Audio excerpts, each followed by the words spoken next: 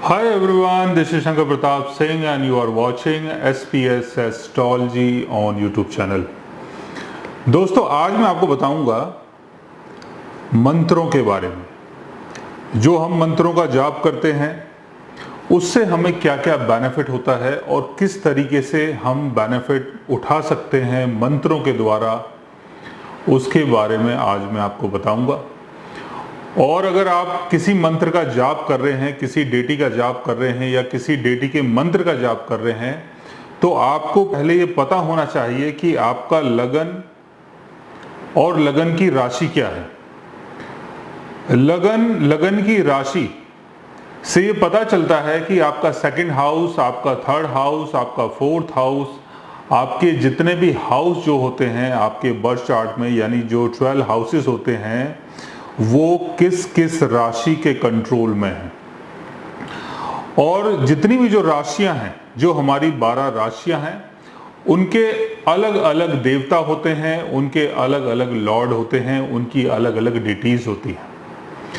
तो जब हम मंत्रों का जाप करते हैं तो राशियां एक्टिव होती हैं और उन राशियों का संबंध आपके बर्थ चार्ट के जिस हाउस से जुड़ा हुआ होता है उससे संबंधित चीजों का आपको बेनिफिट मिलता है। यानी अगर आपका एसेंडेंट, अगर एरीज एसेंडेंट है और मंगल के मंत्र का अगर आप जाप कर रहे हैं तो फर्स्ट हाउस की चीजें आपको मिलेंगी। फर्स्ट हाउस मतलब आपकी वाइटल हेल्थ, आपका नाम, आपका फेम, आपकी पहचान।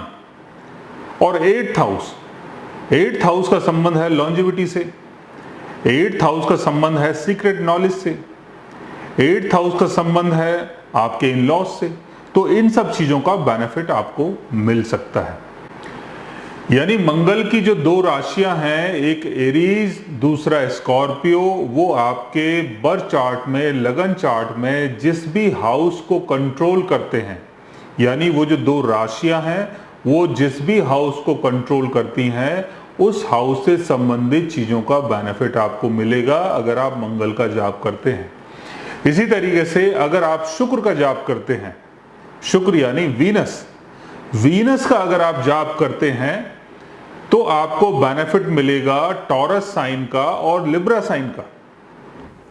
मान लीजिए कि टॉरस साइन आपके 10th हाउस में आता है और शुक्र के मंत्र का आप जाप कर रहे हैं, तो उससे आपका जो कैरियर है, यानी जो आपका काम धंधा है और जो आपकी सोशल विजिबिलिटी है, वो बढ़ सकती है।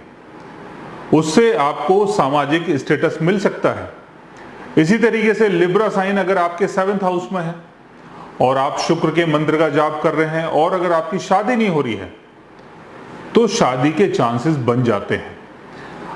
अगर आप कोई इंटरनेशनल ट्रेड कर रहे हैं, किसी के साथ नेगोशिएशन कर रहे हैं, डील कर रहे हैं, पार्टनरशिप कर रहे हैं, कुछ भी अगर ऐसा काम कर रहे हैं पार्टनरशिप में और आप शुक्र के मंत्र का जाप कर रहे हैं तो आपका 7th हाउस मजबूत होता है, यानी आपको पार्टनरशिप का फायदा मिल सकता है। तो कोई भी मंत्र का अगर हम जाप कर रहे हैं तो हमें उस हाउस की चीजों का फायदा मिलता है जिस हाउस का संबंध उस मंत्र की राशि से जुड़ा हुआ है।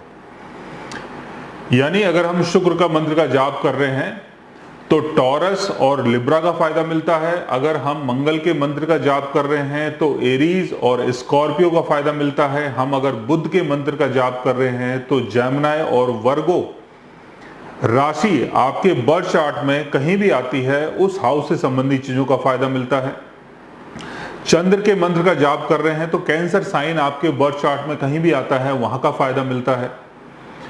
और अगर हम सूर्य के मंत्र का जाप कर रहे हैं तो सूर्य की जो राशि है लियो, वो आपके बर्थ चार्ट में कहीं भी आती है तो उन सब चीजों का फायदा मिलता है।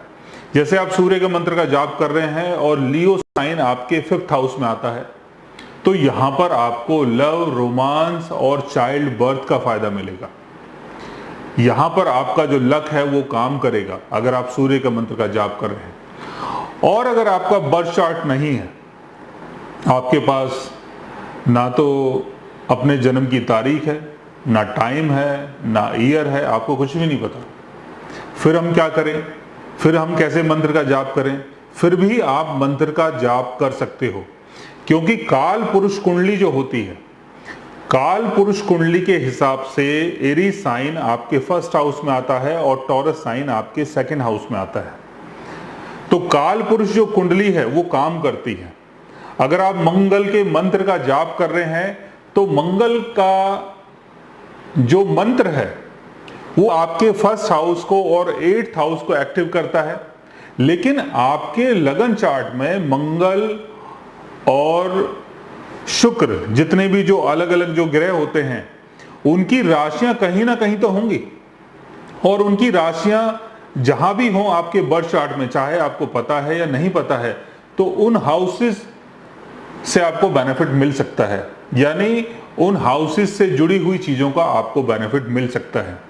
और सिंपल तौर पे अगर आपको समझना है तो आप लगन चार्ट बनाएं और लगन चार्ट में एरीज नंबर फर्स्ट हाउस में रखें, टॉरस नंबर सेकंड हाउस में रखें, जेमिनी नंबर आप थर्ड हाउस में रखें। इस तरीके से भी अगर आप मंत्र का जाप करते हैं तो आपको पता चल सकता है कि मुझे किस किस हाउस की चीजों का बेनिफिट मिल सकता है, किस किस मंत्र के द्वारा। सो गाइस, आज मैंने आपको बताया मंत्रों की शक्ति के बारे में कि मंत्रों का जाप करने से आपको क्या बेनिफिट मिल सकता है। अगर आप भी जानना चाहते हैं किसी ऐसी चीज के बारे में या मंत्रों के बारे में, तो उसके लिए आप हमारे चैनल को सब्सक्राइब कर सकते हैं। और अगर आप हमसे बात करना चाहें, कंसल्ट करना चाहें, पर्सनली हमसे मिलना चाहें, तो आप हमारी वेबसाइट के थ्रू हमें मेल कर सकते हैं, मैसेज कर सकते हैं, और गाइज आप हमसे बात भी कर सकते हैं। So guys, take care, love you all and good bye.